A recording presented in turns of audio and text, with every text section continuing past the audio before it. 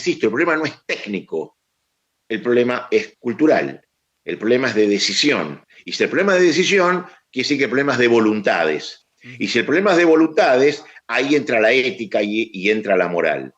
Los funcionarios, los que tienen las decisiones, esas decisiones que tienen que tomar, ¿las toman en función del bien público o en función del bien personal?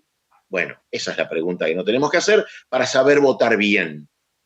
Porque son ellos los que toman esas decisiones. Exactamente.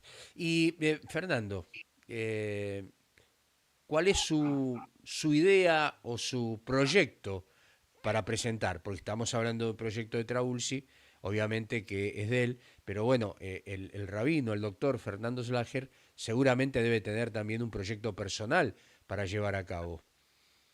Miren, conceptualmente, vamos, digamos, de lo más amplio a lo más particular. Conceptualmente, el tema es llevar una agenda ética para el desempeño de la política. ¿Esto qué quiere decir? Muchos países del primer mundo ya están aplicando lo que se llama un sistema de accountability, que es lo que es un sistema de responsabilidad política para sus plataformas, para el cumplimiento de sus promesas, para sus discursos, para la conducta del político, ¿no es cierto? Y para transparencia, digamos, es una nueva forma de no solamente hacer política, sino de conducirse en la política, para que terminen los casos, por ejemplo, de personas que asumen una función pública y no tienen ni el decoro, ni el comportamiento, ni la biografía para poder desempeñar con honor y con la investidura que corresponde a ser un representante del pueblo en un lugar que se llama Honorable Congreso de la Nación, u Honorable Legislatura o lo que fuera, que es honorable, digamos. Esto es en términos conceptuales. Y ahí hay realmente mucho para hacer.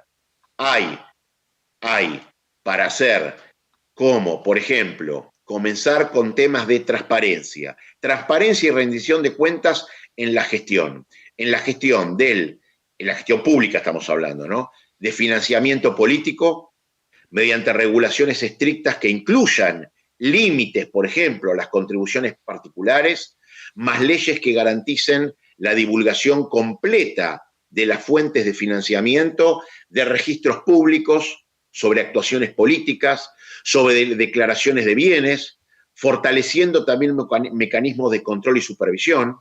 El segundo punto es el fortalecimiento de las instituciones encargadas de combatir la corrupción, como por ejemplo organismos de control, comisiones autónomas y no conformadas por políticos, sino por personas totalmente independientes para supervisión y auditoría del accionar político en todo su espectro, dotándolos, por supuesto, de recursos necesarios y garantizando su independencia y su capacitación. Punto 3, educación cívica y ética, de forma continua y desde la más temprana edad, fomentando la participación ciudadana y el empoderamiento de la sociedad civil y la cultura, lo que se llama la cultura de la integridad. 4, sanciones y puniciones efectivas y ejemplares, no solo penales, sino civiles y sociales, a quienes estén involucrados en actos de corrupción, debiendo ser no solamente imprescriptibles y con penalidades proporcionales a sus acciones, sino también llevadas a cabo mediante investigaciones imparciales, juicios justos y aplicación efectiva de leyes anticorrupción. Y por sobre todo, la recuperación de los activos resultados de ilícitos para confiscarlos y desincentivar la corrupción. Por último, generar cooperación internacional efectiva y no solamente mediante tratados que se firman y que nunca se implementan, para intercambiar información, fortaleciendo los mecanismos no solamente de extradición, sino también de colaboración en la recuperación de activos producto de ilícitos. Entonces, hay que empezar por hacer un clearing con estos 5 puntos, que son 5 puntos que tienen que ver con la decisión, que va a ser muy difícil porque vamos a estar tocando intereses propios, digamos, ¿no? Pero que hay que hacerlo.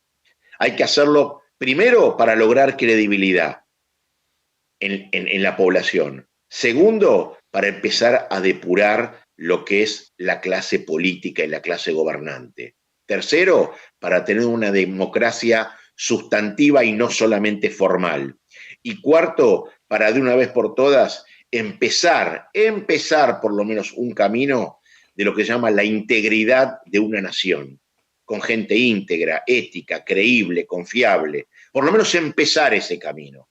Posiblemente no veamos los resultados, pero yo estoy dispuesto a empezar ese camino para que el día de mañana mis nietos puedan verlo. Pero ese camino en algún momento hay que empezarlo. Y creo que el momento llegó y es ahora, porque ya hemos perforado el piso que antes jamás habíamos traspasado. Como usted bien dijo, tenemos hoy más del 40% de la población en pobreza socioeconómica, casi un 10% en la indigencia, el 52% recibe algún tipo de asignación social, el 16% de los chicos que entran a la primaria no terminan, solamente termina el 16% que ingresa a la primaria en tiempo y en forma, aprendiendo los contenidos necesarios.